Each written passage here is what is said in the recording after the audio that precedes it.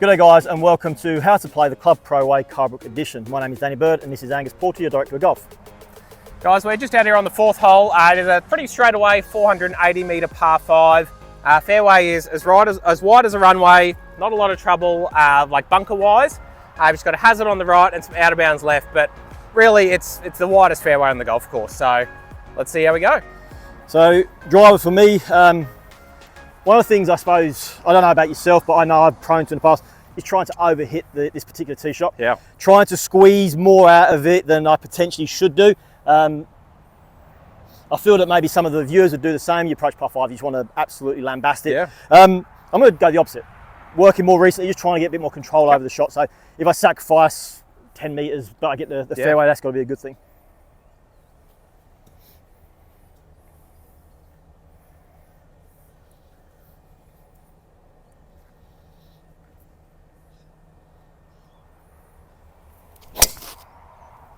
Yeah, beauty there. So we play a bit, so I know that you like to work the ball both ways. You have your cut shot, you have your draw shot. So what's your play on this hole? Like obviously there's so many options for you. Yeah, I think for me the one I kind of tend to gravitate towards on this hole is the little fade. I think I don't generally get a two-way miss when I go the fade. So I can just aim this up the left side of the fairway and know that it's not really going to go left. Yep. Whereas if I play the draw, I can hit the block or the hook. So yep. Cool. I like to go the fade up this hole.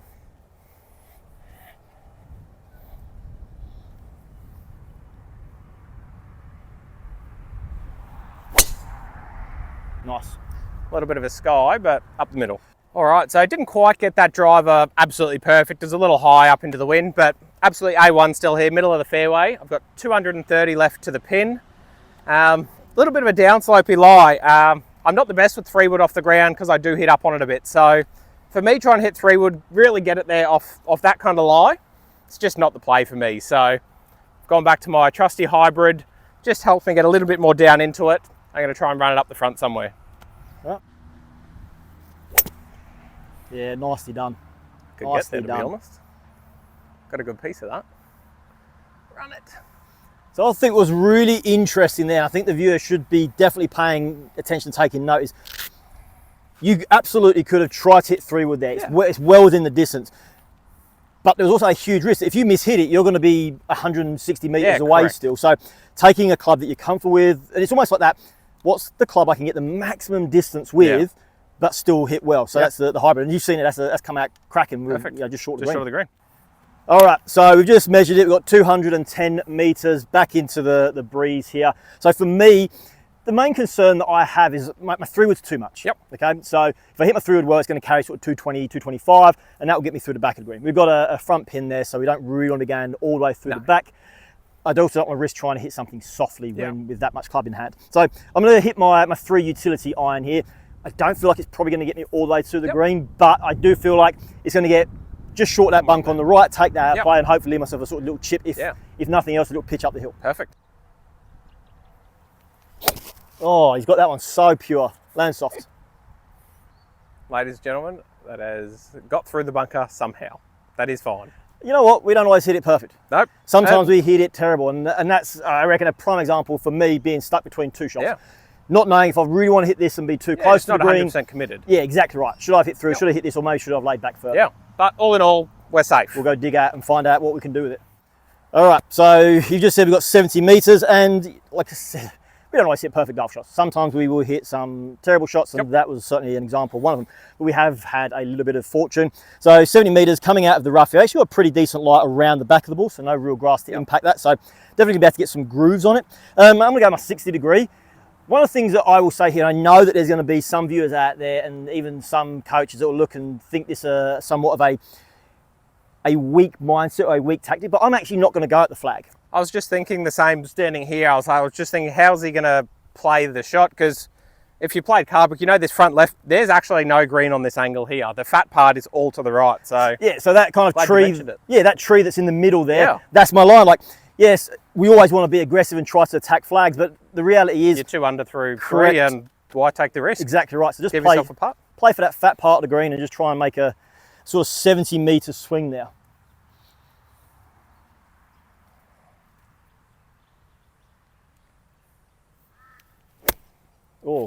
That turned over a little bit more than I thought it would. That's the chunk of left. Wow. Okay. That was ball position, not far enough back in the stance. We're giving all the shots for the viewers here. All right, mate. Talk us through this. So, actually, just to you and I played recently in the simulator, and one of the things that we spoke about is how I do sim golf and I do a lot of numbers. You do everything by feel. Yeah, so correct. we're here. You obviously, I assume you have no idea how far this is. No idea what the actual number is. I'm just visually seeing the landing spot just on the green. I've got my 60 degree and it should just check and run up to the hole. Cool. So obviously I went 60 more just for the loft. I'm not going to try and manipulate it to go high. I'm just relying on the loft on the club to do that work for me. Land it just on the green.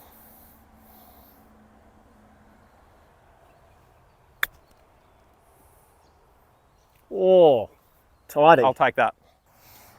All right, so we are slowly creeping up on the hole. It's been a rough second, third shot. So Yeah. look, again, we're in that close range. We're sort of 12 meters from the flag here. I've opted to grab my 60 degree for this shot, and there was a couple of options that floated through my mind. You know, do I just maybe bump a little A-tine and see what happens? I know that we both like to use that little bump and run technique. Yeah. Is there a reason, I guess, why you didn't opt for the bump and run with this bit of fringe here? Is there anything kind of how the grass is laying that turned you off that shot? Yeah, so it might sound crazy, and I have to confuse it. The grass kind of goes that way. It kind of grows visually like this here is moving sort of across and even slightly upward. And I just feel like if I hit the 8-iron, that will skid it a little bit more off the face. And obviously, I've just watched you hit an amazing 60 degree, so it would just confidence. It would seem like the shot. So you know, the lie's pretty good here. Just gonna try to a little bit differently to yourself. Like I'm gonna try and go more passive hands. Yep. And just same sort of concept. Gonna try and land it up onto the edge of the green there, but really try Just to let the club do its yeah, thing. exactly right. Just a smidgen short, but you'll have a putt at par. We're gonna make that putt. Try and take our time, because if we can roll this Stick in to your routine. Yeah, exactly right. You feel like if you can roll this in, You get away with it. exactly. It just gives you a little bit of a better taste going. It's one of those ones, I guess, just keeps the momentum of your good round going. If you can just hold this and get the ball rolling into the next.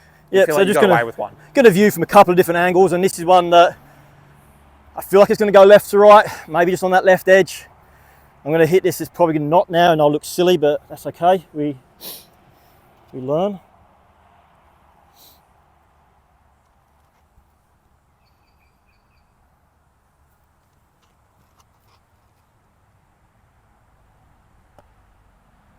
Oh, Solid. we do He's love. got away with one. Yeah, you do love to do that. And again, I feel like for the viewer, just avoiding getting frustrated with poor outcomes. Like we're going to hit bad shots. Yep.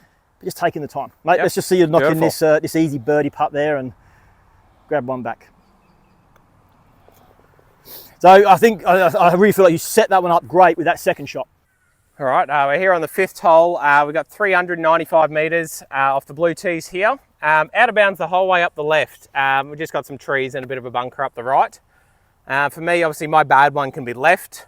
I'm just aiming driver up that right half of the fairway and just trust a natural draw. I notice here that you're actually on the left side of the tee block as well. Yeah, I just find, obviously, the visual from this angle for me just opens up the hole. If I was to sort of tee up on the right, it kind of points you at the out of bounds for my shape. So if I'm hitting a draw, I like to set up on the left and just kind of work it up that right and back to the fairway. Cool.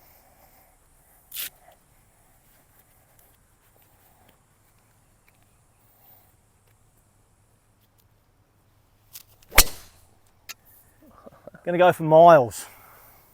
Again, a little bit high on the face, but it's a baby draw, just up that right rough line, no damage done. Do have the skiesies going. Yeah. So, interesting, mate. This is one I feel like we just both play very similar. Like the shot really is for a draw player or even a person who hits it relatively straight, is to favour that sort of little cart sign in the distance as a starting point. Certainly if you're a fade of the golf ball, like we both tee up here, you'd tee up on the right-hand side and play for the shape. So we'll hopefully try to emulate what you've just done, because I would take that 7 out of 7 days of the week.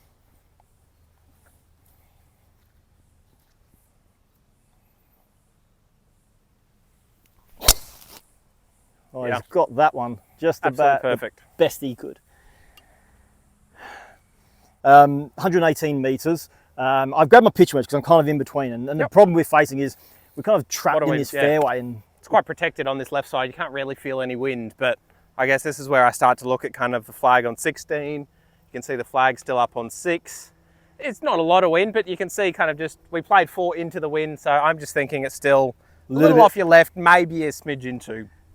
Just, yeah, like for me on this one, I suppose it's just easier just to commit to the full wedge, knowing that a little bit short isn't the worst case here. Yeah, long right's just the no-go. I'm going to go the pitching wedge.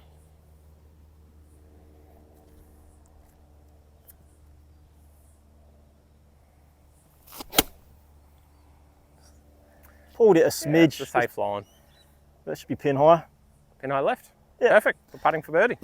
All right, so you just said 98 metres. It's actually sitting pretty solidly in the rough. It is sitting very good down, considering how thick this can be down this right side of 5. So what do you obviously we just mentioned what the wind's doing and so forth. So what do you think when you got 98 metres? I'm worried. Obviously, a little bit out of the rough means I'm not going to get as much spin. So I think the wind nuts it a bit more than what you would off the fairway. So pin's tucked front right. I'm going to aim. Yours is on the left side. So almost halfway between your ball and the pin.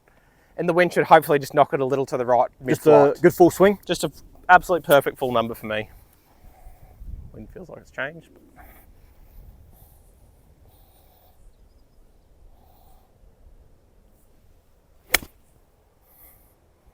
Chunked it a little bit. Might just have to go a touch. Just a little heavy out of that lie. I didn't really get the jumpy one, but... Do you feel like, was it heavy contact because the ball was sitting so high up? Did you consider that? Like, what do you, if you were to say, yeah, quick I think analysis, it was more of a bad swing more than the ground. I just got a little bit before the ball. And you know what, that happens. That right? happens. Don't overanalyze it. Move on. Yep, we'll make up and down.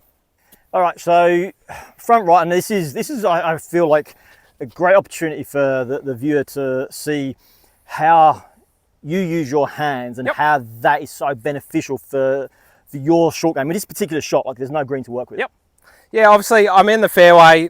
And I always, first thing when I come into the chip shot is I just want to see as close to my ball, kind of how that wedge is going to react in the grass, because it really dictates how I can play the shot. And interestingly, you're only doing it with one hand. Yeah, that's more just a bit of feel. I don't really want too much thought process going here. It's just more of trying to feel the grass underneath me. Yep. Obviously, right here at the moment where my ball is, it's really quite nice, growing with me. It's not that into the grain, a bit further right, which means my club should slide through it really quite nicely. Probably a similar shot to what I just hit on the 4th hole. It's just 60 degree, land it just on the green. The little upslope should help my height, and yeah, it should check nicely.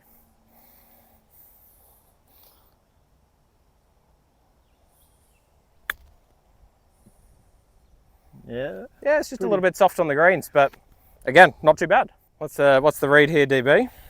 So as I've walked up, it's downhill. It's left to right. It's all about speed. Yeah, exactly right. Like, you'd love to hold these, but you're more likely to 3-putt it than you are to 1-putt it. So I just take more time to check where I want the ball to be rolling over to start with. And then, yeah, just focus more so on the speed, the pace. Feel like the putter head's moving freely. Give it a little bit up the left there.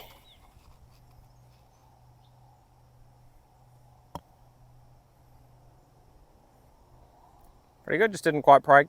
Yeah, look, honestly, my tendency will be just do that. I'll overread and probably hit a little bit higher on putts and just allow for that break in case I underhit it. Yep. I'm not so much of a, the aggressive putter. All right, so we got a 4-footer here. Chip shot was actually really good. You was actually a bit unlucky. It stopped as quickly as it did everything the way you wanted to. Same process as if this were a 20-footer for birdie. Yeah, just pretty well straight up the hill, nice and firm. Just hit that start line. Yeah, good, solid. So again, that was actually quite interesting. You didn't guide that. No, like I wanted to. Obviously, I've just left a couple short. The greens are a little bit long at the moment. But yeah, I just really wanted a nice positive stroke, take that bit of break out of that little bit of putt. All right, we are on the 6th hole here at Carbrook. It's about a 375 metre par 4 off the blue tees. We're just a little bit forward, blue markers today. There's some fairway bunkers up the right, kind of right in most people's driving zone. Thankfully off this little bit shorter tee, that is past my carry zone. So I guess my thought here is driver, because I think 3-wood for me wants to work left, which is towards the hazard on the left. So I don't really like that play. I like driver, start it up the left side and just try and hold a little fade up. Worst case, it should carry the bunkers if I do miss it right. So we didn't catch it on camera, but as I was walking up to set up, you were doing some rehearsal swings. Do you want to just show us like what it is that you do? Yeah, I guess my only thought process here is I want to see this go right to left, and I'm just really trying to hold the face, get that club exiting out left. And you'll notice I'm trying to use the T marker as well to help guide that path here. All the help I can get, the better. Cool.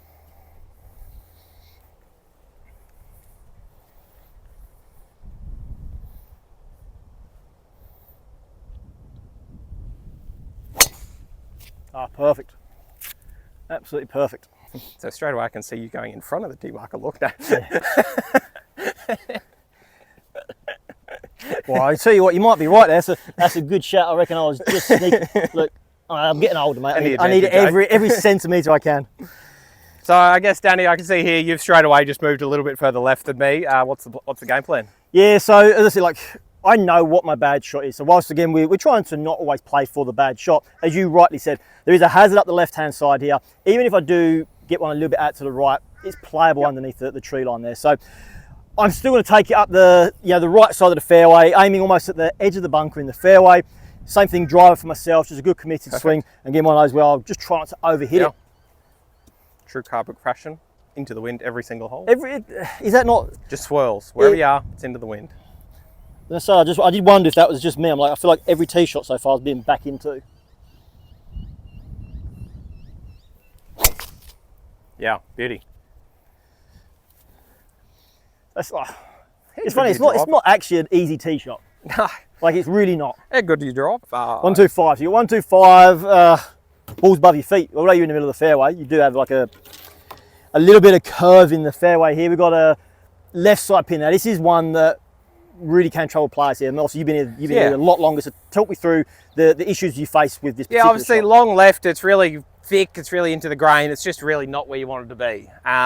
So I guess obviously ball a little above my feet means it should just curve a little bit to the right, a little bit to the left. Sorry. So I'm going to look to start it out kind of more middle of the green.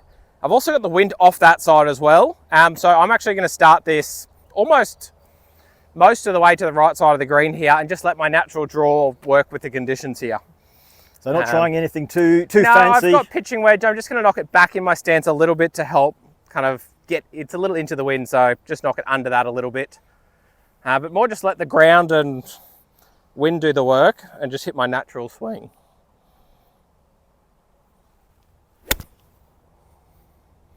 Started a little bit right, but working back to the middle of the green.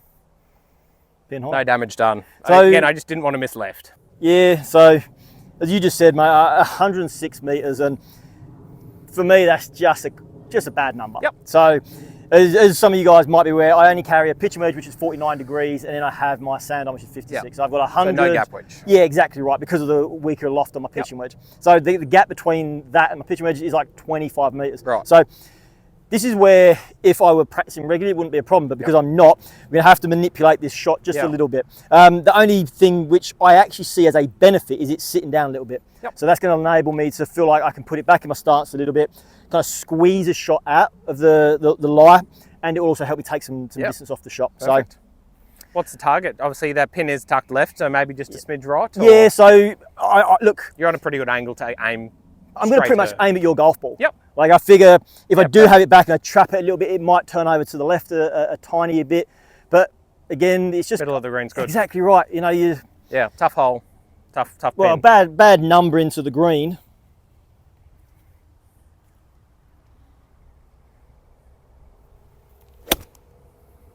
And then he likes to pull it straight to the flag. God, he likes to play aggressive. Honestly, this is lucky there. How to play the Club Pro way. Aim there, but still hit everything at the flag. Hit it close. Yeah, so obviously I've got this kind of right to left. It's kind of gentle off this slope the whole way. So I'm looking nearly a foot out to the right, almost just outside Danny's marker there. It's all about speed here. Take the pin out, actually. Take the pin out. You'd hate to see it hit the pin and bounce out.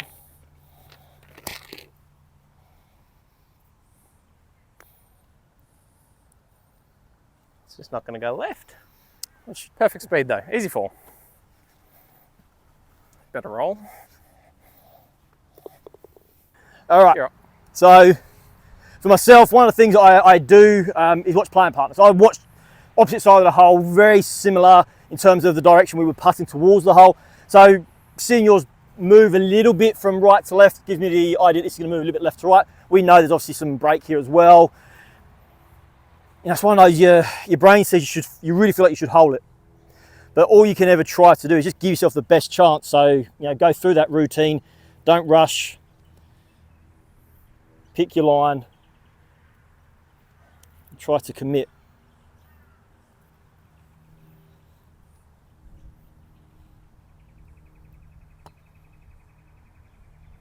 Oh, he's tied to 3.